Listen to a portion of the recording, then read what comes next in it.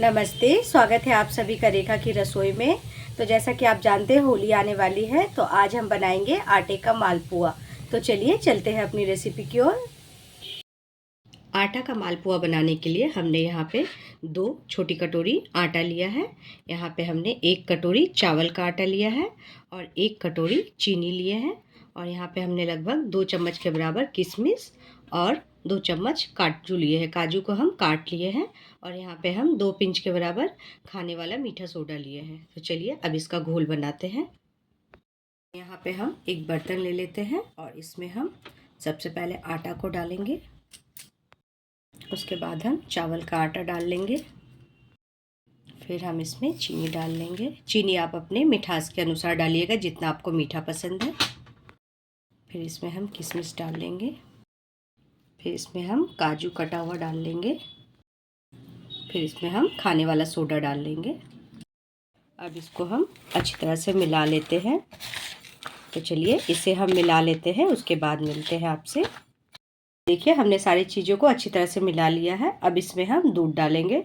तो यह दूध गर्म है और इसमें मलाई भी है। मलाई वाला दूध हम इसमें डाल रहे हैं। तो थोड़ा थोड़ा दूध डाल के इसका हम गाढ़ा घोल तैयार करेंगे।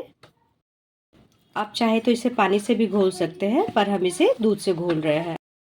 तो देखिए हमने थोड़ा थोड़ा करके दूध डाल दिए हैं। तो इसमें हम 1 कटोरी पूरा दूध डाल दिए थे और इसमें हम अभी थोड़ा सा दूध डाले हैं।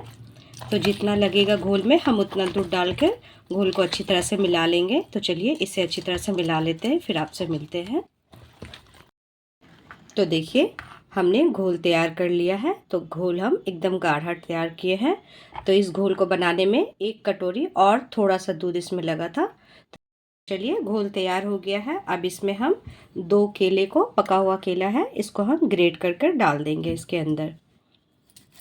तो केले को आप चाहे तो डाल सकते हैं, वरना स्किप भी कर सकते हैं, पर केले डाल के बनाने से पुआ बहुत अच्छा बनता है। तो चलिए इसे हम ग्रेट करके डाल लेते हैं, फिर आपसे मिलते हैं।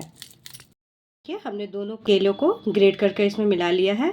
तो अब हम डब्बों को हटा देते हैं और इसे हाथ से अच्छी तरह से मिला लेते हैं, क्योंकि केला पेस्ट में इस तरह से नहीं घुलेगा। तो इसे हम हाथ से मिला लेंगे। तो चलिए इसे हाथ से मिला लेते हैं, फिर आपसे मिलते हैं। तो देखिए हमने केले को भी अच्छी तरह से पेस्ट में मिला लिया है। तो पेस्ट अब बनकर तैयार हो गया है। तो इसे हम लगभग 10 मिनट के लिए रेस्ट पे रख देंगे। 10 से 15 मिनट रख देने के बाद मालपुआ बहुत अच्छा बनता है। तो चलिए इसे ढक के हम 10 मिनट के लिए रख देते हैं। तो देखिए हमने घोल को कम से कम 20 मिनट के लिए रेस्ट पे रख दिया था। तो घोल अब सही तरह से सेट हो गया है। तो चलिए इसे एक बार हम अच्छी तरह से मिला लेते हैं। तो देखिए यहाँ हमने गैस पे कढ़ाई चढ़ाकर तेल को गर्म होने के लिए छोड़ दिया था। तो तेल गर्म हो चुकी है। अब हम गैस को स्लो कर लेंगे और इसमें हम 1 डब्बू घोल को डालेंगे।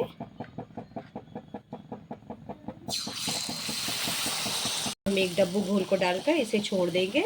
जब ये ऊपर आ जाएगा तब हम इसमें दूसरा और घोल डालेंगे। तो देखिए अच्छी तरह से पुआ फूल गया है और ये ऊपर आ चुका है। तो इसे हम पलट लेंगे। तो देखिए पुआ दोनों साइड से अच्छी तरह से लाल हो चुका है। तो इसे हम स्लो गैस में दोनों साइड से अलट पलट कर अच्छी तरह से लाल कर लिया है। तो इसे अब हम तेल से बाहर निकाल लेंगे। तो पुआ के ऊपर हम छोलनी रखकर इस तरह से तेल को दबाते हुए अच्छी तरह से निकाल लेंगे। सारे तेल को हम कढ़ाई में निकाल लेंगे ताकि पुआ में तेल ना रहे। तो देखिए हमने छोलनी से दबाकर सारा तेल निकाल लिया है। अब इसे एक प्लेट में रख देंगे।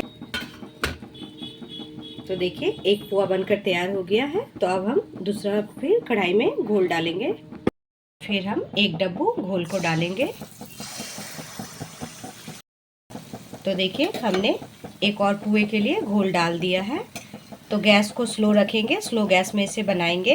तो जैसे जैसे पुआ पकेगा अपने आप फूलकर ये ऊपर आ जाएगा। तो देखिए पुआ किस तरीके से फूल रहा है। जैसे पूड़ी फूलते हैं वैसे ही पुआ अच्छी तरह से फूल जाता है, क्योंकि घोल बहुत अच्छा तैयार हुआ है। तो देखिए पुआ एक साइड से लाल हो गया। तो इसे हम पलट लिए। अब दूसरी साइड से भी पुआ को हम अच्छी तरह से लाल कर लेंगे। तो देखिए हम इसमें एक साथ 3-3 पुआ डाले हैं। जितना कढ़ाई में आटा है उतना हम डाले हैं और पुआ सब भी बहुत अच्छी तरीके से फूल रहा है। तो इसे हम पलट लेंगे क्योंकि एक साइड से अच्छी तरह से पुआ लाल हो चुका है, तो इसे पलट कर हम दूसरे साइड से भी पका लेंगे। देखिए इतना फूल गया है कि ये पलट भी नहीं रहा है। तो चलिए इसे भी हम पलट लेते हैं। तो इस साइड से लाल हो चुका है, अब हम दूसरे साइड से भी इसे लाल कर लेते हैं। तो इसी तरीके से हम सारे पोहे को बनाकर तैयार कर लेंगे, फिर आपसे मिलते हैं। तो लीजिए सारे मालपुए बनकर तैयार हो चुका है। तो लीजिए गर्मा गर्म आटे का पुआ बनकर तैयार हो चुका है। तो ये खाने में बहुत ही स्वादिष्ट लगता है। तो इस होली ज़रूर इसे बना के खाइएगा। तो इसे आप एंजॉय कीजिए। मिलते हैं नेक्स्ट वीडियो में।